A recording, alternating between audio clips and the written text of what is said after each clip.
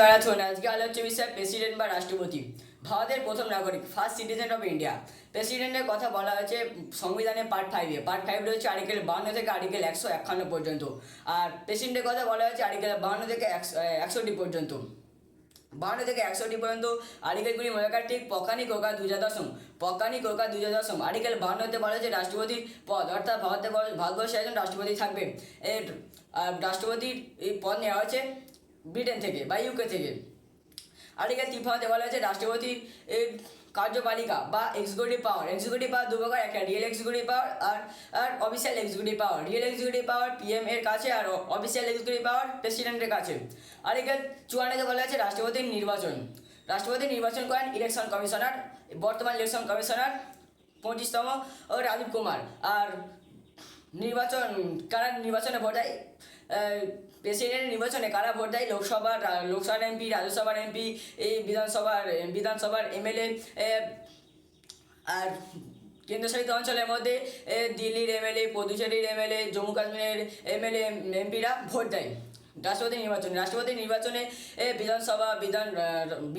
বিধানসভা, রাজ্যসভা, লোকসভা এরা ভাগ নিতে পারে, কিন্তু বিধান পরিষদ ভাগ নিতে পারে না। কারণ ভারতবর্ষে মাত্র 6টি রাজ্যে বিধান পরিষদ রয়েছে। সেই 6টি রাজ্য কী কী? মজাকার ঠিক তু ভি মাজাকার তেলেঙ্গানা, উত্তরপ্রদেশ, বিহার, মহারাষ্ট্র, অন্ধ্রপ্রদেশ, কর্ণাটক। রাষ্ট্রপতি এই লোকসভায় 2জনকে এবং রাজ্যসভায় 12জনকে মনোনীত করেন। সেই এই এই এই এরা রাষ্ট্রপতি পরেরবার নির্বাচনে ভোট দিতে পারে না, কারণ রাষ্ট্রপতি দ্বিতীয়বার পদপ্রার্থী হতে পারে।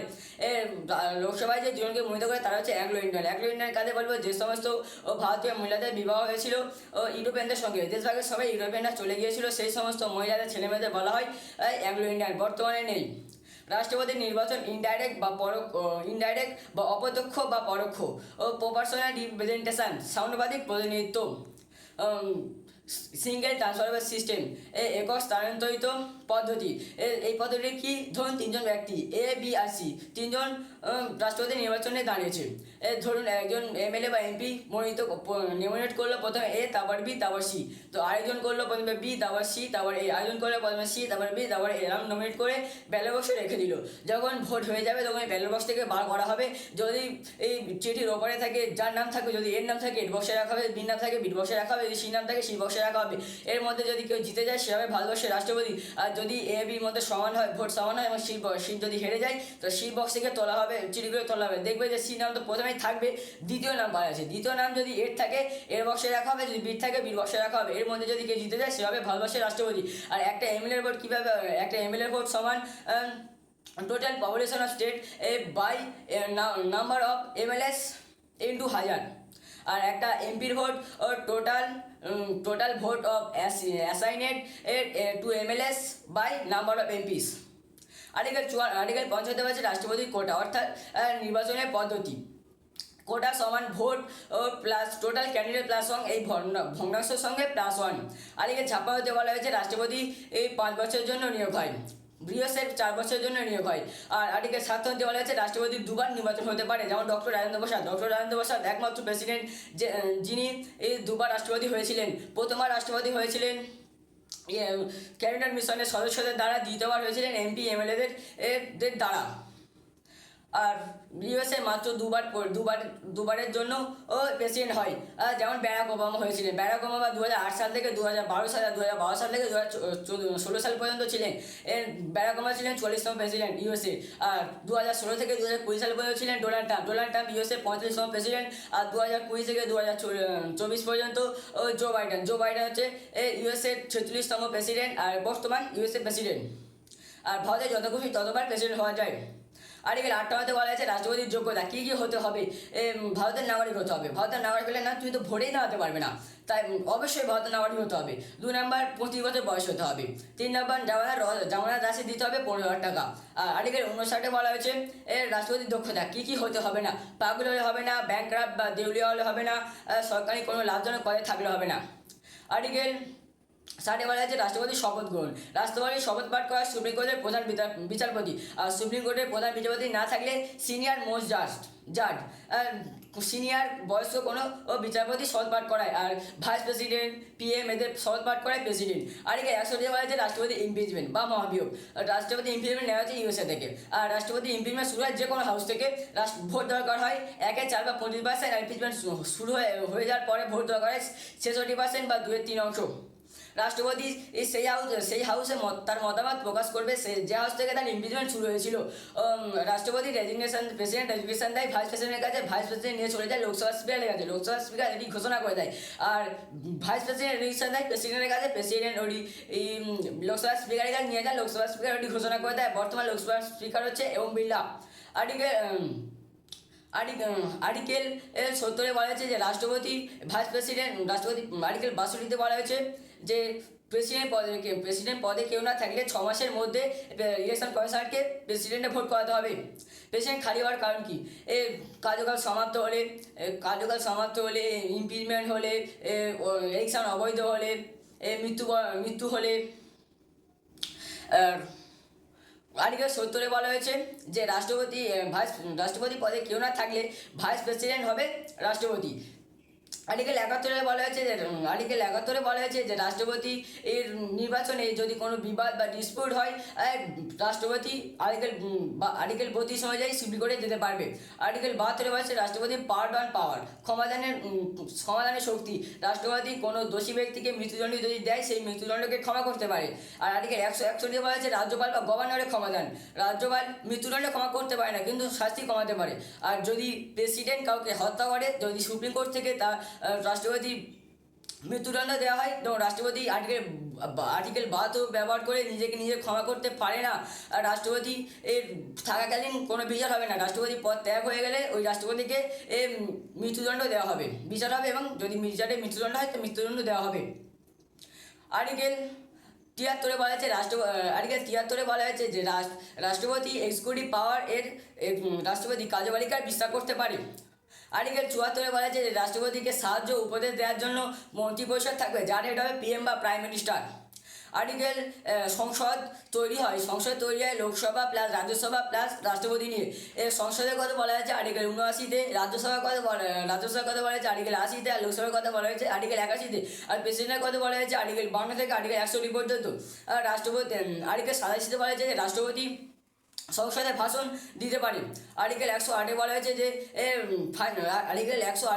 জন সিটিং, রাষ্ট্রপতি জন সিটিং ডাকতে পারে। আর্টিকেল 110 বলা হয়েছে মানি বিলের কথা, রাষ্ট্রপতি অন্যান্য বিলকে ফিরে দিতে পারে, কিন্তু মানি বিলকে ফিরে দিতে পারে না। আর্টিকেল 111 বলা হয়েছে যে রাষ্ট্রপতির ভেটো পাওয়ার। ভেটো মানে কি? কোনো প্রস্তাবকে না করা। রাষ্ট্রপতি ভেটো পাওয়ার তিন প্রকার: অ্যাবসলিউট ভেটো, পকেট ভেটো, আর সাসপেন্সিভ ভেটো। পকেট ভেটো হচ্ছে সবচেয়ে বড় পাওয়ার। আর ভেটো মানে কোনো প্রস্তাবকে না করা। যেমন ইউএনের 5টা ভেটো পাওয়ার রয়েছে, সেই 5টি দেশের নাম কি? ইউএসএ, ব্রিটেন, ফ্রান্স, রাশিয়া, চীন। এই 5টি দেশ। কোনো বিল যদি ইউএনএতে নিয়ে যাওয়া হয়, 5টি দেশের মধ্যে কেউ যদি না করে দেয়, তা ও বিল পাসই হবে না। আর্টিকেল 117 বলা হয়েছে ফাইন্যান্স বিলের কথা, রাষ্ট্রপতি ফাইন্যান্স বিল ডাকতে পারে। আর্টিকেল 123 বলা হয়েছে রাষ্ট্রপতি অর্ডিন্যান্স জারি করতে পারে। আর্টিকেল 143 বলা হয়েছে সুপ্রিম কোর্ট থেকে রাষ্ট্রপতি উপদেশ নিতে পারে। আর আর্টিকেল 143 অপর নাম আই লাভ ইউ আর্টিকেল। রাষ্ট্রপতি কাদেরকে নিয়োগ করে? প্রত্যেক রাজ্যের গভর্নরকে নিয়োগ করে, চিফ জাস্টিস অ্যান্ড আদার জাজ of supreme court, chief minister of Delhi. কিন্তু প্রত্যেক রাজ্যের চিফ মিনিস্টারকে নিয়োগ করে গভর্নর বা রাজ্যপাল। কন্ট্রোলার অ্যান্ড অডিটর জেনারেলকে নিয়োগ করে রাষ্ট্রপতি। কন্ট্রোলার অ্যান্ড অডিটর জেনারেল বর্তমান গিরিশচন্দ্র মুর্মু ও first lieutenant governor Jammu Kashmir. আর অ্যাডভোকেট জেনারেলকে অ্যাটর্নি জেনারেলকে নিয়োগ করে। অ্যাটর্নি জেনারেলের কথা বলা হয়েছে আর্টিকেল 76। আর রাজ্যে হচ্ছে অ্যাটর্নি জেনারেল হচ্ছে ভারতবর্ষের প্রথম উকিল। আর রাজ্যের প্রথম উকিল হচ্ছে অ্যাডভোকেট জেনারেল কথা বলা হয়েছে আর্টিকেল 165। রাষ্ট্রপতি ইলেকশন কমিশনারকে নিয়োগ করে। রাষ্ট্রপতি ইউপিএসসি চেয়ারম্যান ওর মেম্বারদের নিয়োগ করে। ইউপিএসসির এর কথা বলা হয়েছে আর্টিকেল 315। আর আর্টিকেল 316 বলা হয়েছে ইউপিএসসির এর অ্যাপয়েন্টমেন্ট। ইউপিএসসির হেড মনোজ সোনি। আর ভারতবর্ষের যে রাষ্ট্রপতি এগুলির নাম মনে রাখা ঠিক: রাজা পলিগ্রামের জাগিরদের ফকিরের নিলাম সম্পত্তি জ্ঞানী রমণী শঙ্কর নারায়ণকে দিতে বললেন। রাজা পলিগ্রামের জাগিরদের ফকিরের নিলাম সম্পত্তি জ্ঞানী রমণী শঙ্কর নারায়ণকে দিতে বললেন। First president of India doctor Rajendra Prasad. দুবার রাষ্ট্রপতি হয়েছিলেন। প্রথমবার রাষ্ট্রপতি হয়েছিলেন ক্যাবিনেট মিশন এর সদস্যদের দ্বারা, আর দ্বিতীয়বার হয়েছিলেন এমপি এমএলএদের দ্বারা। ডক্টর রাজেন্দ্র প্রসাদ ইন্ডিয়া ডিভাইডেড বইটি লিখেছিলেন।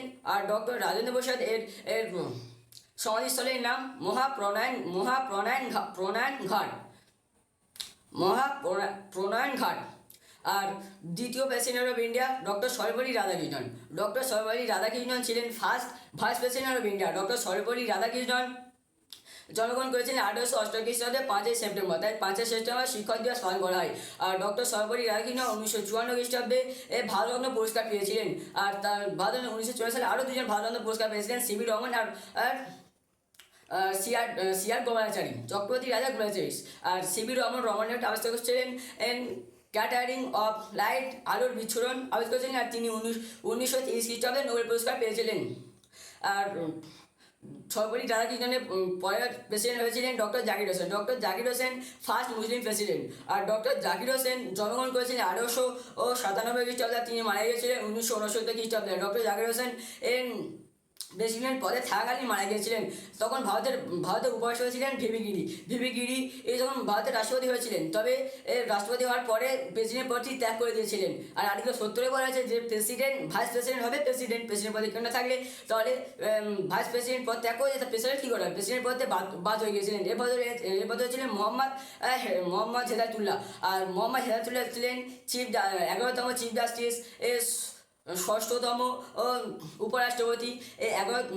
চিফ জাস্টিস হেদায়তুল্লাহ, যিনি প্রেসিডেন্ট এবং ভাইস প্রেসিডেন্ট এর পদে বহাল ছিলেন, মানে দুটোই ছিলেন।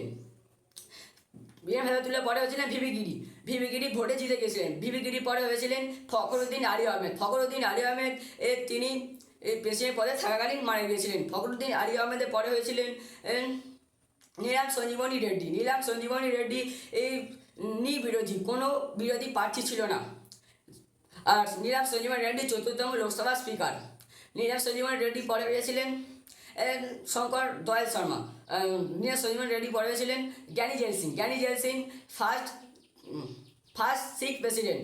আর জ্ঞানী জেল সিং 1982 খ্রিস্টাব্দে 6 অক্টোবর ইউএসএ চিকিৎসার জন্য গিয়েছিলেন। আর 6 অক্টোবর থেকে 31 অক্টোবর পর্যন্ত হেদায়তুল্লাহ আবার রাষ্ট্রপতি হয়েছিলেন। আর 1986 খ্রিস্টাব্দে জ্ঞানী জেল সিং রাজীব গান্ধীর সময় পোস্ট অফিস বিলকে পকেট ভেটো করে রেখেছিলেন। পকেট ভেটো হচ্ছে প্রেসিডেন্টের সবচেয়ে বড় পাওয়ার, আর একমাত্র প্রেসিডেন্ট যে পকেট ভেটো করে রেখেছিলেন, পকেট ভেটো ব্যবহার করেছিলেন। জ্ঞানী জেল সিংয়ের পরে হয়েছিলেন